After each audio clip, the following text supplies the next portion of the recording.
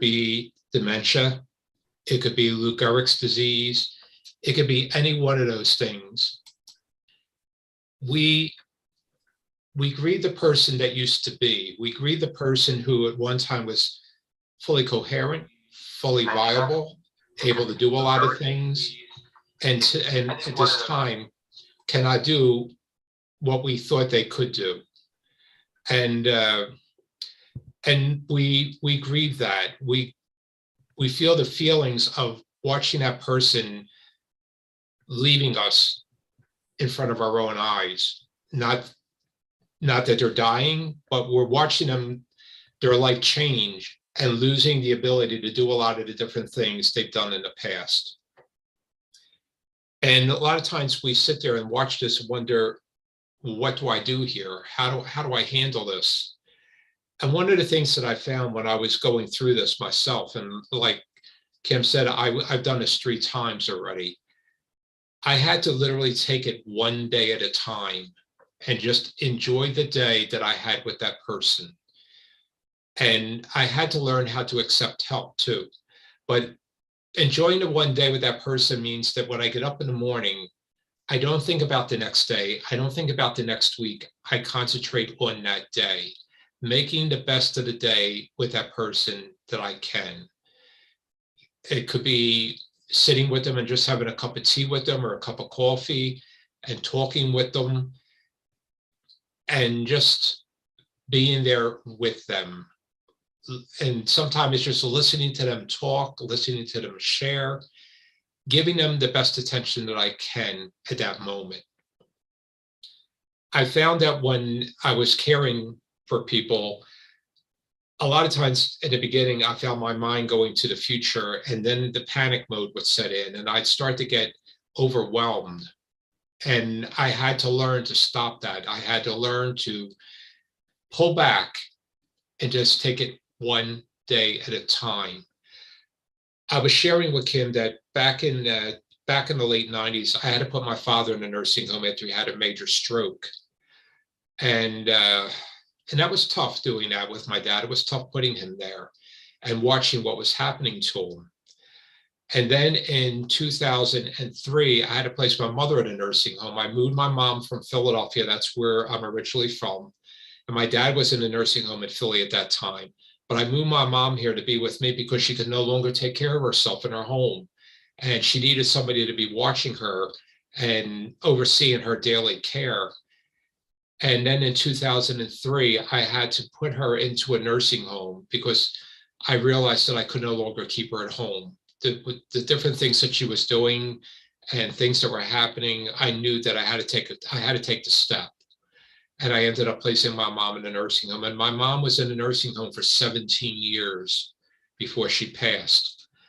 And then in 2008, I had to end up placing my partner in a nursing home because he had lung cancer that hit the brain, and he bled in 5 areas of the brain. And he was not able to be at home any longer, and we had to place him. So what it came down to was I had my mom and my partner in the same nursing home, 3 rooms apart from one another. And I was caring for both of them at the same time. And as many of you know, caregiving is very wearing. It takes a lot of our time. It takes a lot of our energy. And what I found after going through some help with the Alzheimer's Association and talking with people at Hematology Oncology, I learned that I had to take time for me. I had to stop sometime and just say, this is my time to do what I need to do, whether it be just to sit and watch a movie, maybe go out and take a good walk, maybe it's exercising, at a gym, whatever it might be. But I had to learn to take time for me. I had to learn to put me first sometimes, because if I didn't do that, I just wear myself out totally. And I'd be no good to anybody that I was caring for. So I had to make sure that I took time for me to do what I needed to do for myself. We were doing a caregivers group here at Hope for Bereaved, and I had Kay Flannery. She was associated with the Susan G. Komen Foundation. And she came and she was helping me with the support group. And one of the things that she came up with, what I thought was phenomenal, and I tell people who are grieving after a death today, how to use this technique she told us. She said that when somebody comes to you and says, Mary, what can I do for you? Mary sometimes is so overwhelmed in what's going on, she can't think of what she needs. So Mary says, oh, I'm fine. I don't need anything right now. Or Mary may say, I need groceries from the store. And maybe Sally can't do that for her. So what she said to us was to take a piece of paper and make a list of the things that we need, things that we have to do that maybe we can't do right now. And when that person comes up and says, how can I help you? What can I do for you? You present them with the list of things that you need done. And you ask them to pick what they can do from that list. And let them pick what it is that they can do for you without a problem. They may be going to the drugstore. They can pick up a prescription. They may pick up dry cleaning on the way back. Whatever they can do, let them pick that. You're giving that option. You're not pinpointing something for them, but you're giving them the option to pick what they can do for you. And I thought that's a really good thing, because I found sometimes when people ask me questions, I was so overwhelmed with what was going on that I wasn't thinking clearly. And I couldn't think about what I truly needed at that moment. But making a list, it's right there in black and white in front of me. And I thought that was just a great way to do it. And caregiving is a 24-hour job for a lot of us. Well, when we're caregiving for somebody who's bedridden or maybe has dementia or Alzheimer's and are still living in the home, we're just not able to give our full, to rest properly sometimes, because our mind is thinking about what's happening with that person. What are they doing? Sometimes we hear some sounds in the night and we have to get up. We got to check on them, make sure that they're okay, and make sure that nobody, they didn't fall or whatever the case might be. And it is very wearing. So we have to find ways too in that area to get the rest that we need. Sometime it might be asking somebody to come over and spend the afternoon or sit for a couple hours while we take a break. Maybe we go take a good nap, or we just go to a salon, getting your hair done, getting your hair cut. If it's a guy, getting your hair cut, whatever it is, just to take that time for you to rest and do what you need to do to regenerate yourself, to give your body what it needs at that moment.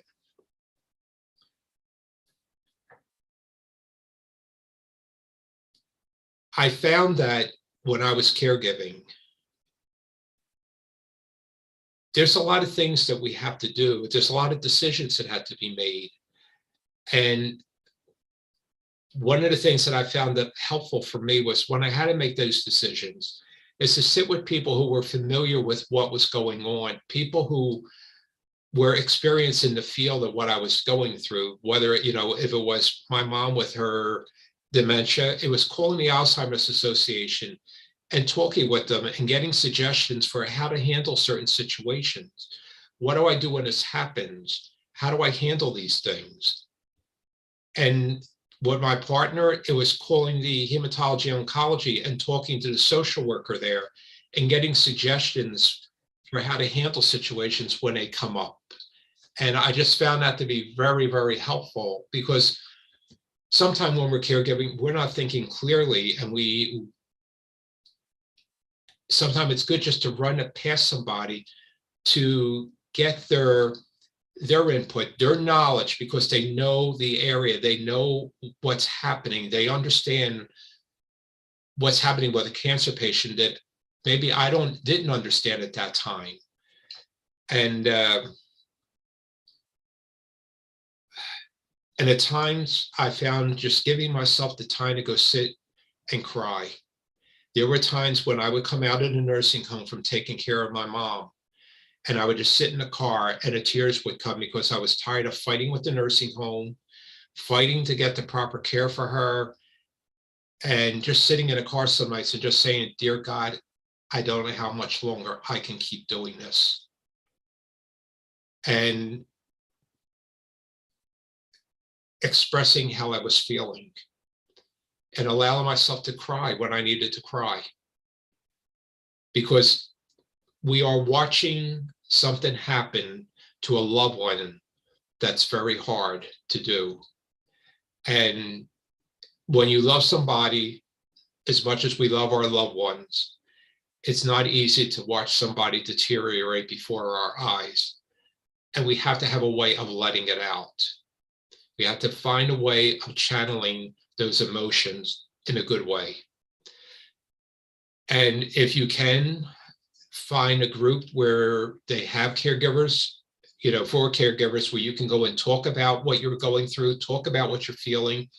Because in a support group, when you're in a group with other people going through the same thing, you find that you'll get suggestions from them, they'll take suggestions from you. And then you also find out that you're not the only one going through this. You're not the only one who is struggling to take care of somebody. And it's just very comforting to know that I'm not the only one. And a lot of times what happens, people share phone numbers with one another.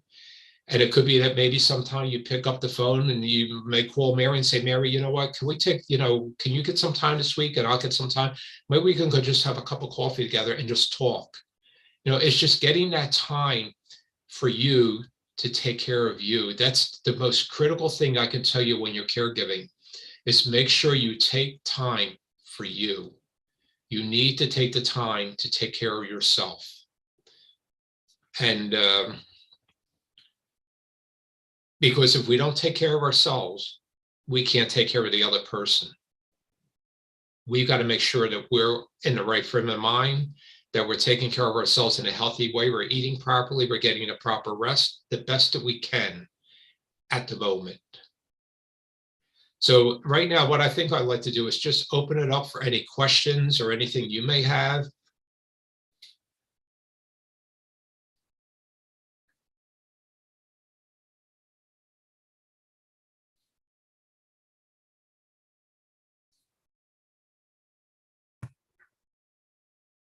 So if anybody has a question or a comment or wants to express even anything that they're experiencing right now, you can unmute yourself and go ahead and speak, or put it in the chat, and I will make sure that Walt sees that. But I will say, in my experience, Carolyn, Yes. you want to share?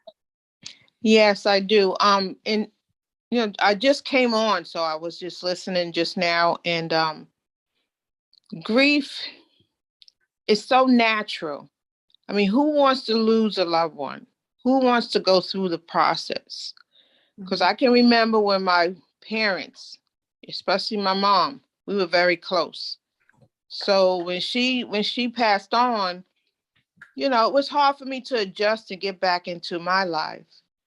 And so with the help of friends and family, like I was just listening to, and also the fact that, you need to look at yourself, because as the person is going through whatever sickness or pain, you are actually going through with them. Mm-hmm. You just don't realize it, and the closer they get to passing on. And then when it does happen, it's a kind of relief, but then you are saying, well, my goodness, what am I going to do? I'm going to miss this person. Me and this person was so close. We had a lot of different things that we did together. And so I just feel for myself that time was of the essence. I will reflect on the good things about my parents and friends or whomever, I was grieving. And even now I have a brother and sister that have medical issues. And so we try to do the best that we can every day to be joyful, to be happy, and to just thank God for life, because we're all going to pass through this same process. But it is encouraging to know that you can speak to somebody, because sometimes when you're just speaking about it, it's a relief. It's a release of, what's going through your mind, what's going through your head, because, you'll think the words, or you'll be so discouraged and depressed, you don't even want to be around people. But let's push past those feelings and just try to connect and do something that you enjoy, and that's basically, what I did over the years. I just, got myself involved with some positive people, some people that were, helped me and I helped them. And it really, really works, even though you're going through the process. Even now, I'll think about my mom and I'll start crying a little bit or whatever, but it's a little easier than what it was when it had initially started. So I just wanted to let everybody know about that. Thank you. Mhm.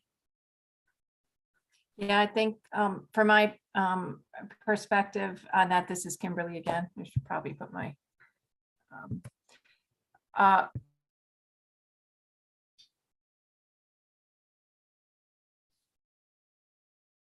Kim, you're muted. unmute. Am I unmuted? Yeah, I can hear you now. Okay.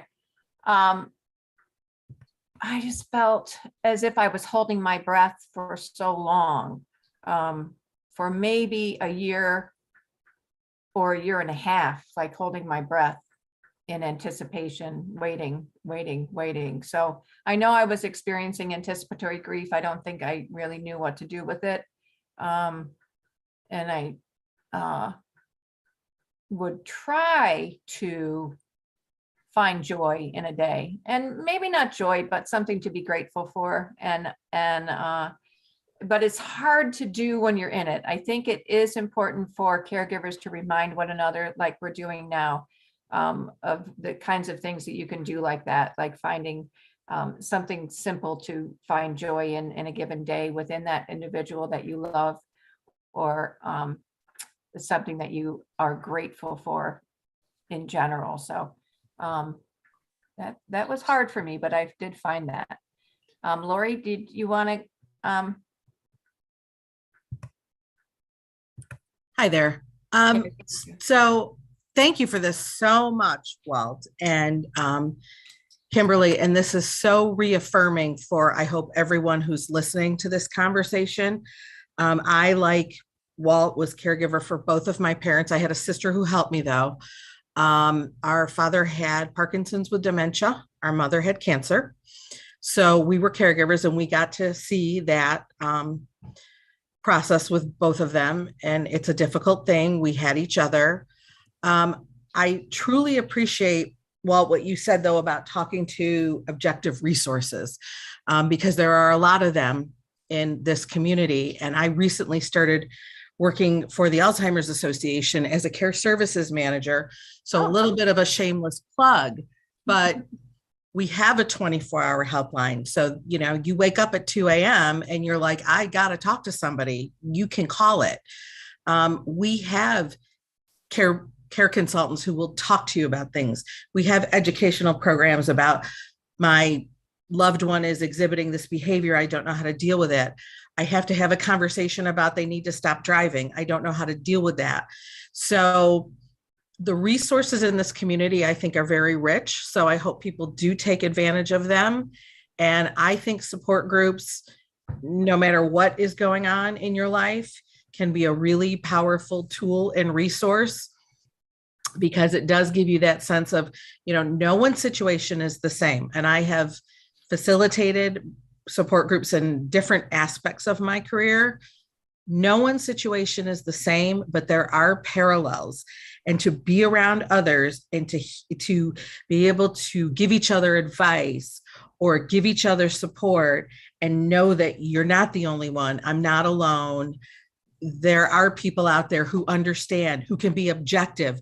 Support groups are a confidential, judgment-free space, as opposed to your family member who's judging how you're handling it and, trying to be the Monday morning quarterback. So just know that resources are out there.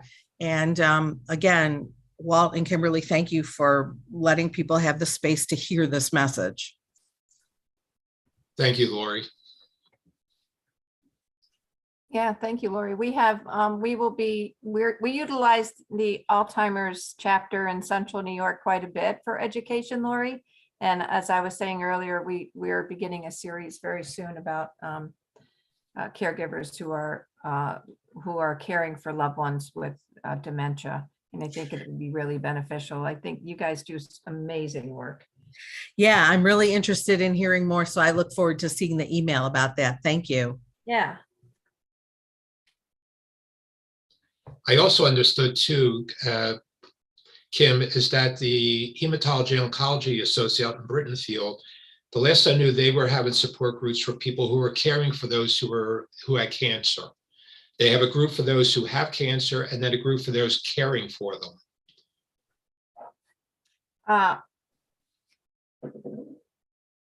Where is that, Walt? It's out in Brittenfield off of 481 in at the Bridgeport area. Okay. Yeah, I didn't realize that. I mean, when you mentioned reaching out to a hematology and oncology group regarding, I guess, things that you might experience when you're caring for someone who's either living with or dying with cancer, I had never actually thought of that. And certainly that had been my experience a few times with my family. And I never really thought about reaching out to the hematology and oncology group, as you know, I just never thought of them as a resource for assistance in caregiving. Yeah, that's where my partner was going for his care. And when I had questions or anything like that, I used to call and I would talk to the social worker, and they were a great tool for me in helping me to figure out what's the next step. You know, what do I do with some of the paperwork that had to be done, and handling different situations that sometimes when you're overwhelming, like I had him in one room and my mom two rooms or 3 rooms away rather. And it was like trying to juggle both. And sometimes it was like I couldn't think clearly, and I would have to call and say, okay, what do I do here? So I think it's important to make the most out of the resources that we have in our community and let them help. Or let them get, you know, sometimes they can tell us different areas where we can get help within the home that we may not even know about. Mm-hmm.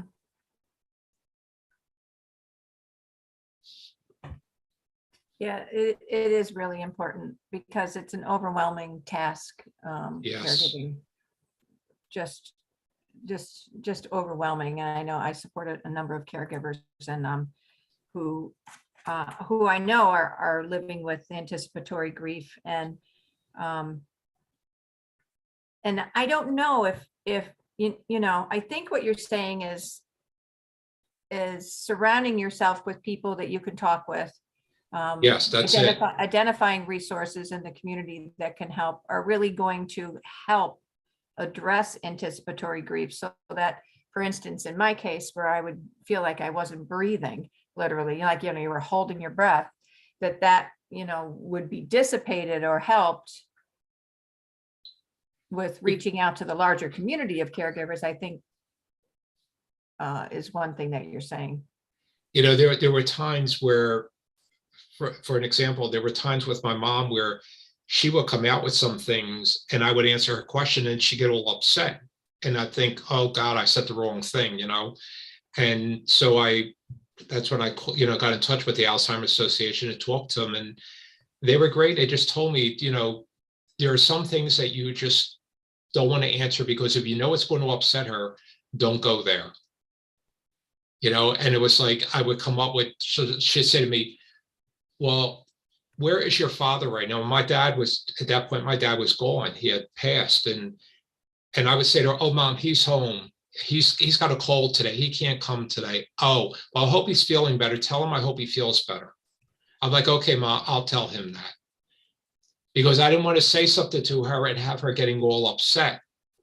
And I had to learn how to answer some of those questions and how do I channel them in the right way.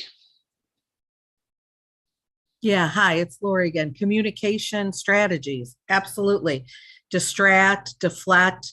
Some people will say, oh, I feel like I'm lying to my loved one if I'm not telling them the truth. Well, then don't lie, but distract and deflect in a different way. If someone is looking at a picture of a loved one, I wish they would come visit, but that loved one has passed on. You can say, you know, you acknowledge the feeling, not necessarily the fact, and say, oh, instead of saying this person died, which could be upsetting to the person you're caring for, you can say something like, yeah, I bet you miss them a lot. They were a really great person, weren't they? You know, and maybe then talk about how they fit into their life. So there are definitely communication strategies that you can learn and then have in your toolbox when situations like that come up. Lori, you know, when you're saying that, I remember the one time I went to confession, I was talking to the priest of my parish, and I said, Father Fred, I said, when I do this, I feel like I'm lying to my mom. He said, you're not lying. He said, you're protecting her. Absolutely. He said, you're just Absolutely. protecting her. It's not a lie. And as you know, Walter, dealing with someone with Alzheimer's and the progression of the disease, and people tend to lose their ability to communicate as it goes on. You also can learn strategies about, again, how to respond to that person, their senses, because they might not be able to communicate with words anymore, but they still are the person within. There's part of them within. And so you need to learn the strategies to how to communicate, not with words anymore, but with their senses. Mhm. And protecting them is a great way to think about it. Good point. Yeah. So thank you for sharing that. So Kathy, I don't know how to say your last name, Solicito, has put a note in the chat. Perhaps people have heard this, but it was helpful for me to see this in writing. And this is the quote: "I sat so long with my anger, I learned that its name was grief." And she's asking for, please talk about the anger component to loss. And even in the anger component in the anticipatory grief period, it is something I know certainly I experienced. Kathy, I think it sounds that you have as well. And I think anyone who's living with impending loss or a loss is experiencing. Anger is a very common feeling in grief, whether it's when we're watching a person failing in front of us or after the person dies. When we're watching it when we're watching a person fail, we're angry because of what's happening. I wasn't angry at the person themselves. I was angry at the situation. I was angry about what was taking place in front of my own eyes. And a lot of times too, I had anger at the medical industry for some of the things that were going on, and things that I think could have been handled differently than the way they were. And so I had to take that anger and I had to look at it and figure out what I was angry about. And again, I had to talk to somebody. Sometimes I talked to my pastor, sometimes I talked to a friend, but I talked about what I was feeling to figure it out for myself as to, is it something I'm powerless over that I cannot fix, that I have no control over, or is it something that I do have some control over, but how do I go about doing it? How do I reconcile what it is that's wrong, or what I need to make sure is taken care of properly? For me, when I would go to the nursing home and I would see things happening with my mom and find some of the situations I found her in, I would be very angry. And I had to learn how to go to the party that I needed to go to and talk about what was wrong and say that I was upset, say that I was angry, but not talk in an angry way to them, because I thought if I come off being angry with that person, I'm not going to get anywhere because they're going to shut down. So I had to talk to them in a way that in an even tone, but let them know that I was very upset. The anger after a death, sometimes that anger is channeled at the medical industry for something that might have happened. Maybe there was a glitch in the diagnosis or something happened on the operating table. For me, when my partner was diagnosed with cancer, at first it was just a shock of what was happening and working through that shock. But then as time went on, I started to become more open to what was happening. But when he hemorrhaged and we had to rush him into the hospital, the hospital that he was rushed into, I'm not even going to say the name of the hospital, I won't go there. But some of the things that happened, there were so many miscommunications, and they were telling him information that was incorrect. And I'd go in and he'd be all upset and he couldn't talk properly. His speech and his was all impaired. And I would have to go out to the nurse's station and find out what was wrong. And then they would tell me, I said, no, that's not correct. This is what happened. This is the way it was dealt with yesterday when I went with social services or I met with hospice, whoever it was. And then they would come back and say, oh, yeah, there was a miscommunication. And I just looked at some of that stuff and I looked at the way the doctor came into the room and said, this is what's wrong. This is what you need to do. You can't stay here. You have to leave. You got to find a place where you can go, but you can't go back home. And walks in at 11 o'clock at night and dumps all that on us. And I was very angry after that. I thought, what is this a way to come in and tell somebody they're dying? And I had to deal with that anger. I had to figure out how to channel it. And I had to talk to people to let go of it. Because being angry, I wasn't giving my loved one the proper care that I should be giving them, the proper attention, because my anger was in there and I couldn't do that. I had to learn how to channel it.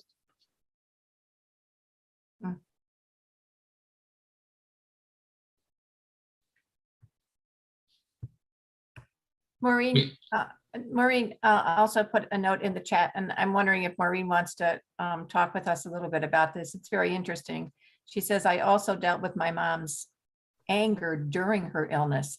It helped to talk her through her feelings. So as a caregiver, when you're caring for an individual who does have capacity, not somebody who's, losing capacity through dementia, but is living with a chronic or life-limiting illness or a terminal illness where they have capacity, it's not just your anger and your grief, but it's also the anger and grief of the individual that you're caring for that may impact that dynamic, which I think is what you're talking about, Maureen. If you want to talk about it, you can, go ahead. Sure. Yes. My mom was angry that she was losing her independence and she could see it, and because she was cognitively intact. She was angry that my father passed, 5 years before, and why can't I be up there with him? So I found for me the best way was to just talk to her about her feelings, like talk her through her feelings. And it usually helped. Not everyone in my family was able to do that, but I think, being in healthcare myself for as long as I have, I've been used to addressing issues like this, but it's different when it's your mom, but I think it helped us both deal with it, that I could help her talk through her feelings. Wow. That's amazing. Did you talk about your feelings with her as well? Did you share with one another and sort of commiserate? Was that? Yes. Yeah. Yeah, we were able to do that, pretty well. And we talked about death and dying a lot. Are you scared? How do you feel about it? And she was pretty forthcoming. My sisters weren't able to really do that. So I was happy to at least be able to be that person for her, that she could tell me, what she was going through and how she was feeling, and help her deal with her emotions. Right. Yeah, as you say, not everyone's comfortable. Not every caregiver is comfortable doing that, or individual. Right. And it's wonderful that you could. It's a really excellent point, don't you think, Walt? Yes, it is. Yeah, I love that. The other thing too, I think we got to look at the anger that we have sometime with our loved ones, not the person who's sick, but our siblings, or maybe the other parent.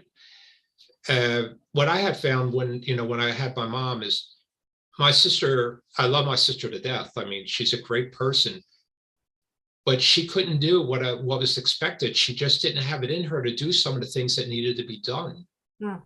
And there were times in the beginning where I was getting upset thinking, why aren't you doing some of this stuff? I need help. And then I come to realize that she just couldn't do it. It wasn't in her makeup to do some of the things that had to be done, like, washing my mom up after she had an accident and doing these different things. And then I realized it's like, she can't, and I just have to accept that. Right. Acceptance. Well, there's a good term. That's a good word, Walter. That's key. It's sometimes we just have to come. Right. There's a saying in the AA Big Book that acceptance is the answer to all of our problems. Wow. Corey and Larry, I see that you have your hand up, but I did want to address Roseanne Suskin's message in the chat also. which is another wonderful thing. Also, Roseanne, if you wanted to unmute yourself and talk about, which we hadn't really mentioned, but journaling your emotions can help release those feelings. And Roseanne says she learned later to write a happy journal, which could be just the smallest of things to be able to look back at your precious moments. And my question real quick to you, Roseanne, is that what you did during the course of caregiving? Yes. Can you hear Wow. yes. Yes. Yeah, I cared for my mom with Parkinson's and then later dementia for over 8 years. And also my dad had cancer and Parkinson's. Wow. But I would, and because I was the sole caregiver, I had already lost a brother to cancer. And so I was the only family member because other family members didn't want to help. So, except I was lucky to have my husband. But I would journal a lot of anger for hours, or on and off. I had pages and books. And then I would mix in happy moments with it. But then I learned, I was reading an article about doing just a happy journal. And that was probably the best thing I could have ever done, because I look back now and I have like 2 or 3 books on just a happy journal. Wow. Not to remember all those moments, because for 5 years I never slept. I slept in my mother's bedroom and my husband had to sleep in the other room because I had to protect her from falling. So, not even though I remember all those other hardships, I can look back and recall all the precious moments I had with her. Wow. So it does help. It helps release. It helps you look back at stories of what you persevered. And, afterwards, you can be so happy that you did what you did for your loved one. Yeah. So. Marvelous. Were you able to, did you review those pages while you were still a caregiver? Yes. Like look back a month or whatever, because there must be days, I know there are days where it's so very difficult and you're feeling that grief and that anger, and then but to look back. Yes, I would. There'd be times I would look back, and especially, of course, after she passed, it helped with the grieving. So look back, it helped me with my grieving a lot, because I slept in her room all those years. I don't know, there was just something. Plus I had lived next door. I sold my home to move in with her to keep her home. It took me 5 years to all of a sudden realize one day, it was actually on her anniversary of the 5th year. I didn't even realize it came over me that day, the grieving eased. I was like, all of a sudden I was at a Parkinson's support group even. And I said, oh my gosh, it's my mother's anniversary, 5 years, and I'm okay. So yeah, it's just something, it's hard. It is hard, but you go through it. I guess like the saying is, if you have never loved, you wouldn't know these feelings that we're having right now. So it's better to have loved than not to have loved at all. Yeah. Yeah. Wow. What a wonderful tool. Thank you so much for sharing that. You're welcome. Thank you for letting me share. Roseanne, that's something we tell people here too, is even after the death, journaling is a good way to get out all the different feelings and emotions that we're feeling when we're grieving the death of a loved one or a friend. Because sometimes there's just so many feelings going on in our body and in our mind that sometimes we just don't know what to do with them all. And, and with grieving after a death, there's so many feelings that come on during the day that I can ask the person how they're feeling, and you really don't know, because there's just so many of them going on inside. And that's what I would say to people, is to sit down and journal and write down what you're feeling, write down what you're thinking, and it'll help you to figure out where you're at sometime. What is the feeling that you're actually having? Yes. And then what do I do with that feeling? How do I handle it? And the other thing too, that you could, I also strongly suggest to people, and you can do this even if you have somebody who is failing in front of you. I tell people sometimes to write a letter to the person. You never have to read it to them. You don't have to show it to them. It's something between you and the universe, and you're just writing out your feelings. You're writing out what you want to say to that person, but it's getting it out of your system. It's putting it out to the world, or to the universe, but nobody ever has to see it. It's just a way to release what you have to say. Mm. Yes. Thank you. I- Corey, Oh, go ahead. I'd like to just say one more thing. When there was the woman that was speaking about her mom or having Parkinson's dementia, and also, the talking of passing. My mom couldn't talk about all that stuff, but with the anticipatory grief, even though I knew her time was coming, I was in 100% denial. So I got her dressed the morning she went into hospice. I gave her medicine. I got her dressed. I gave her nap. I got her up. I put her in the wheelchair to go downstairs to get the bus for PACE. And before we went down the stairs, she just looked at me and said, I can't.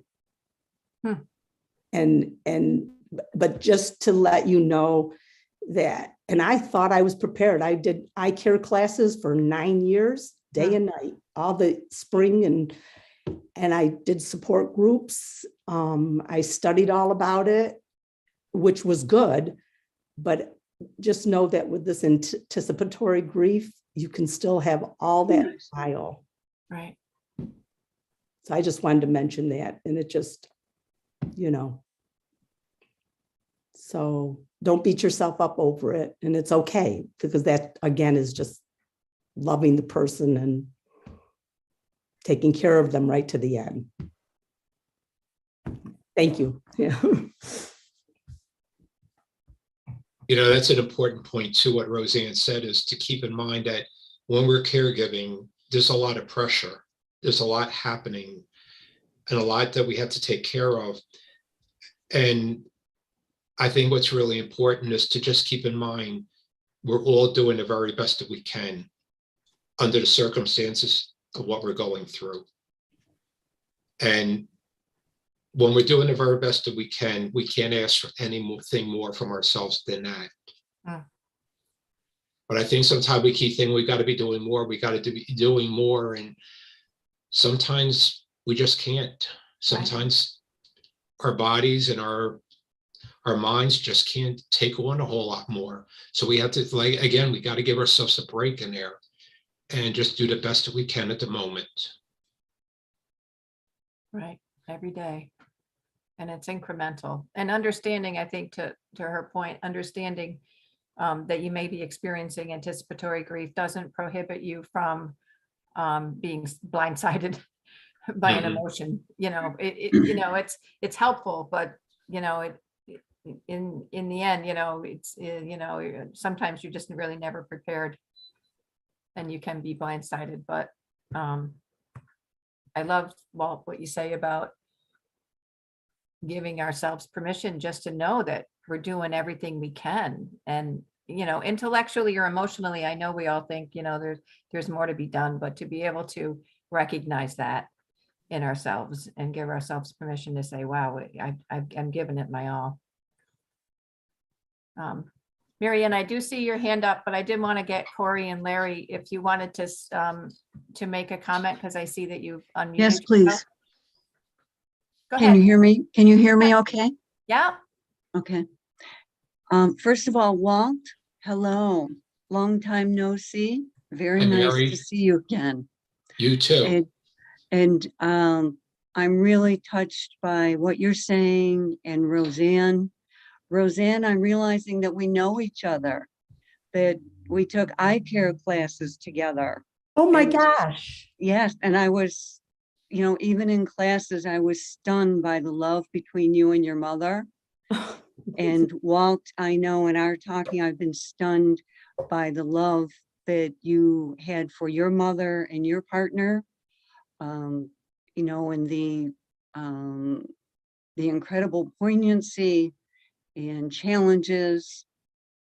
I'm, especially with the medical challenges, I'm thinking that I said to a friend recently, we should have support groups that are only about the challenges we face with the medical institution, even though, you know, they deserve so much gratitude from us, the frustrations that come from the miscommunications. I think there should be support groups that are only about that. There's so much to talk about. Mm.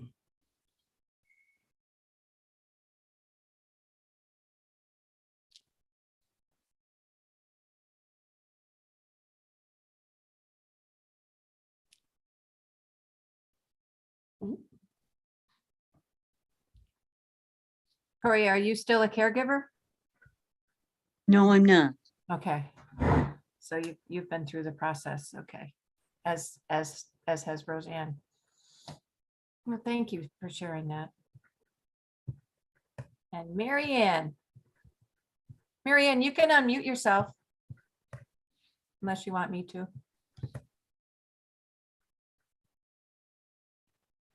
Thank you. In case I knocked something over, I didn't want to disturb people. Just wanted to say, sometimes as we're going through these days with our loved ones, I found it helpful, for one thing, with my mom, to locate some of her friends and get them on the phone. And one friend wasn't able to return the call until my mom had had a stroke a week before she passed. But she could hear her friend, and her friend could talk with her, and it was a great deal of comfort. And, you know, but I mean, if, you know, for other contacts, it was good for her to hear their voices, because they hadn't been able to get together for a long time. My mom passed about 11 years ago. And then with my dad, I took audio video recordings of some of our time together, even if we were watching Lawrence Welk or Little House on the Prairie. And I find those moments comforting. Wow. At this point. So I would say capture whatever memories. They're not the fun vacation ones at that point in life, but they're precious. Just for, you know, food for thought. You know, you said something that struck me, and it brought back a situation with my mom. And I've heard other caregivers say the same thing for people who are dealing with people with Alzheimer's and dementia. I had an aunt one time say to me, I said to her, "How come you don't call my mom and say hello to her?" She said, "Well, I stopped calling shit because your mom doesn't hold conversations anymore." She said, "And I don't know what to talk about." And I said, "It's not a matter of calling her and having a conversation." I said, "Sometimes it's just a matter of calling, saying, Rita, this is Jean. How are you doing today? I was thinking about you and I just wanted to say hello." Yeah. Or just going through some of the memories. Do you remember way back when? Because people with dementia haven't lost those memories or access to them. They're more likely to have those really old memories, you know, or even some of the music. I've suggested this in some of Kimberly's meetings, where, you know, if somebody can play music, that can relate to a part of the person's brain that otherwise seems inaccessible. Right. You know, whatever it is, but those precious moments together, however you can make them, you know, make them the best you can. You know, I think sometimes people fail to realize that they may not be there fully, but they still love to hear that voice. They still love to hear their name mentioned, and just a hello. Yeah. Hearing is the last sense to go, isn't it? Yes, I was told that by the nurse when my dad was dying. So, you know, it's kind of like if somebody's in a coma, you know, it doesn't mean they can't hear what's going on. Well, lovely, Marianne. And with in today's world with the technology that we have, what a lovely idea to think of, along with a happiness journal, to, capture some of those just everyday sorts of times that you guys are sharing together. So you have that. Yeah. One of the things my dad and I developed was a good night routine, where it kind of evolved from something he would do with one of his granddaughters, but we would just hold each other, hug each other, and I don't know, just I'm trying to remember the words right now. They'll come to me when I'm not not on the call, and then hold our breath, and we joke around to see who could hold out the longest. And then or talk about, bushels and bushels of love, or treat, things like that. And sometimes he'd throw in an extra bushels of, and laugh because he caught me off guard. And when I've got those moments recorded and I can go back to them with our good nights, and that was, even if it was a challenging day, we ended the day on a happy note. So it's just some ideas. It's a great I think idea. this is what's really important when we're going through the situation of caregiving, or even after a death, when we're grieving, is to be able to sit with people who understand, who are going through the same challenges, and just talk about things. And I think there's a comfort that's in there, that we're not alone. And I know I said that before, but I think that's so important, to know that we're not alone. And somebody who is going through it may have a suggestion that's working for them, and may work for us if we just keep an open mind and listen.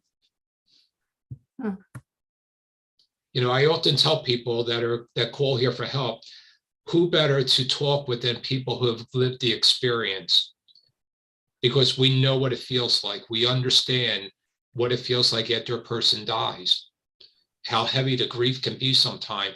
But there's a lot of heavy grief when we're caring for somebody who is failing in front of our eyes too.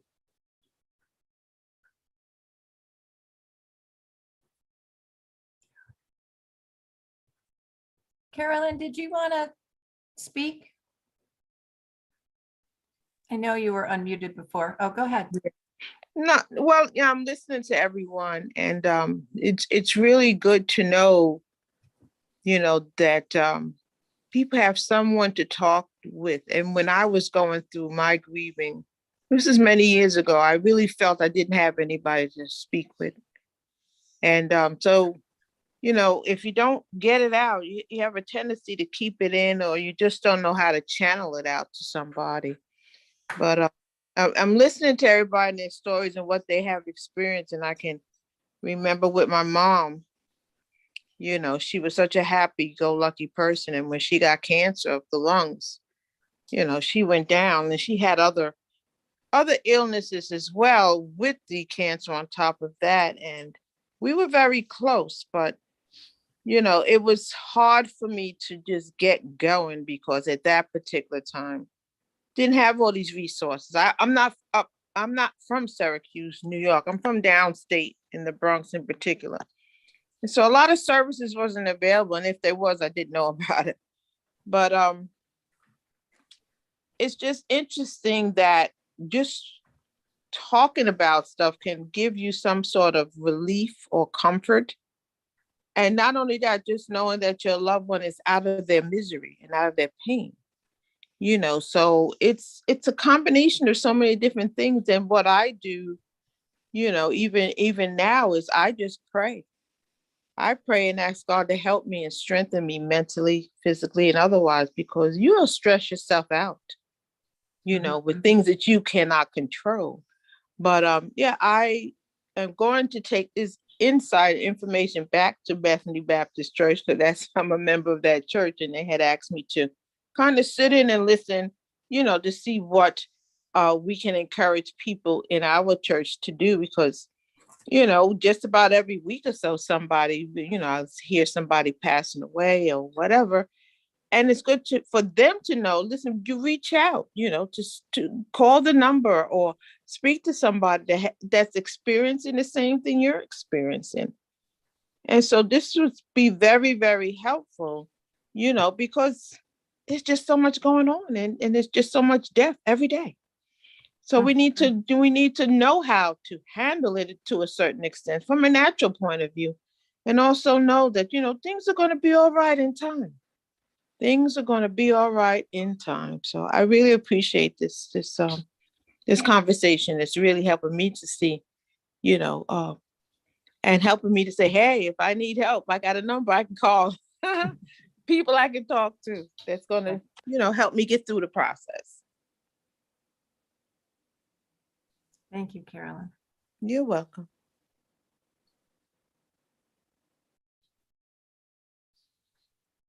Kind of related to that, Elizabeth Travers put a note in the chat. And she says, I appreciate all of your stories. As a field manager for the Peace at Home Care, you're helping me to understand how our clients' families are feeling. Elizabeth, I'm so glad that you shared that. Can you tell us a little bit about what you do?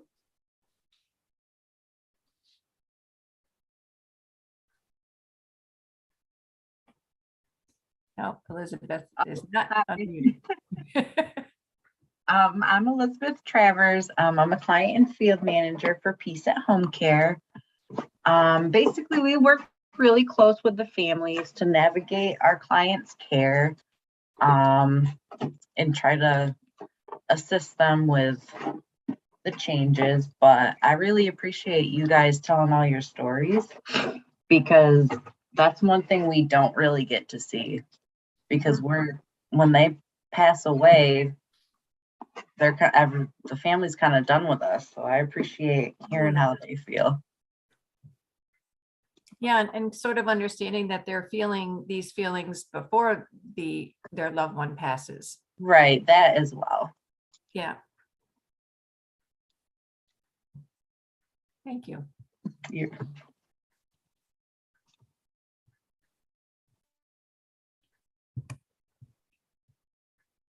And so if you are going through grieving, the anticipatory grieving, you're feeling a lot of those different emotions and, wondering what to do with them and how to channel them.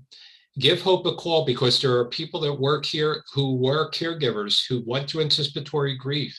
Not just myself, but there's a couple other people that work here that understand that realm of grief, and they'd be more than happy to talk with you, to listen, to offer suggestions for how to channel it or what to do with it, and maybe even have you come in and just sit and talk with you so you can freely express what you're thinking and what you're feeling and letting it out. Because what we tell people here, no two people grieve alike. We all grieve differently. And it's just so helpful to just have somebody to open up with and let it out. Because it's so important. If we want to be our best to help that person who is suffering, then we need to be taking care of ourselves. And part of taking care of ourselves is talking with somebody and letting go of the pent-up anxiety and feelings that we're having inside. We have to be able to channel those.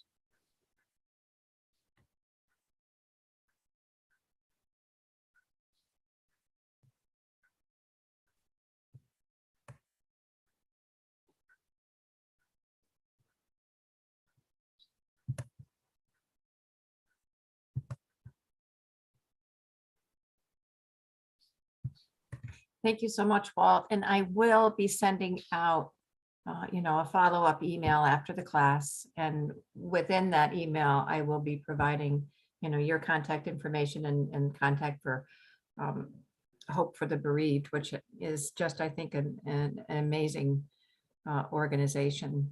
And the folks that you have that are working there are do incredible work. So I hope that anyone who needs to will be able to take advantage of that.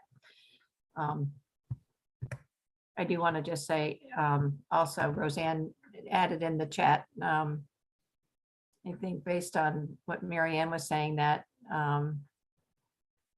that saying, you know, I love you is a wonderful thing, but she learned to say it more and more. And then when the individual loses words and that is meaningless or is perceived to be meaningless, hugs and touch and kisses is always comforting. So communicating, you know, when there's a lack of verbal understanding or comprehension, it's a wonderful thing to continue to touch an individual. Touch is so important to all of us. And sort of like what Mary Ann said, you know, hearing is one of the last senses to go, but touch is so important, don't you think, Walt? I do. I Yeah. definitely do. I know, you know, with my mom, there were times where there was no conversation to be had because at times I didn't know what to talk to her about. And I would just sit there and I would just hold her hand and just say, how you doing, Mom? And she'd say, I'm okay. And I'm like, okay, I'm just want you to know I'm here.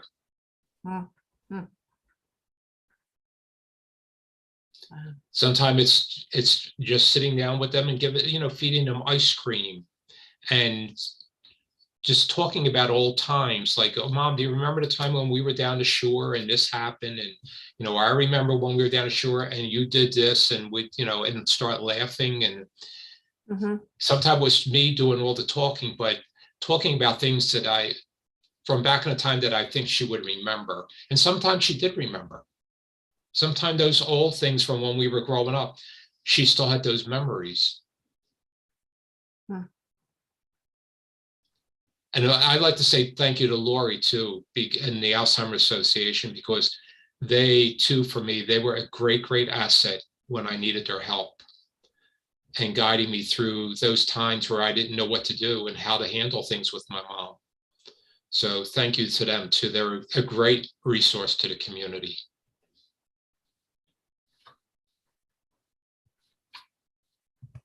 Yeah, Lori, yeah. Hand touching, massage, brushing hair, hearing and music, yeah. Yeah. I thank the Alzheimer's Association also.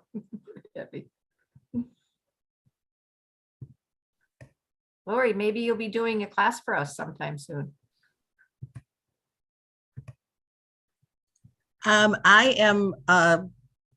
actually mostly working primarily with support groups. So like Walt, I have a real passion for that, but I am sure that there are people within our organization that would be absolutely thrilled to do that. So Kimberly, just reach out and they'll hook you up with the right person. Yeah. Oh no, I've been connected with them for almost 2 years now, and they've done classes for us, and every one of the individuals who present the classes is just fantastic. And they're always very well received and great information, for folks living with dementia. Yeah, thank you.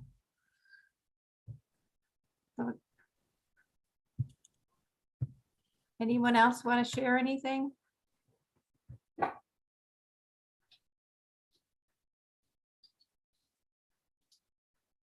No, if not, we'll turn it over to Walt to sort of summarize your feelings. And well, thank you everybody for having me here tonight. It was great, and I feel happy that maybe I was sharing something that you can relate to or that might help you going forward. And and please know that in my heart and soul, I appreciate what you're doing for your loved ones. I know it's what we do it out of love. And as tiring and as hard as it can be sometime, just take that break and refresh yourself so that you can go on and continue to do the great job that you're doing. So I wish everyone a good night, and I will keep all of you in my prayers. Well, I just can't thank you enough for doing this for us. And I hope that, we can do it again in the future. It's just been wonderful, absolutely wonderful. I hope that you all feel the same and have benefited from spending this time with us.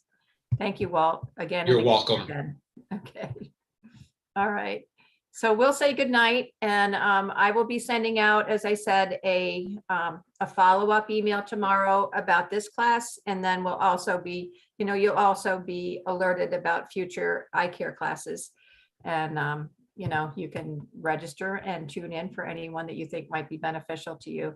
And please do consider taking the survey that will be up on your screen after we say goodnight. It's very brief, a couple of questions, and it would be really helpful. Okay, and everyone's saying thank you, Walt, thank you, Walt. Thank you. Yeah, And you're welcome. yes, we really appreciate it. All right, good night, everyone. Good night.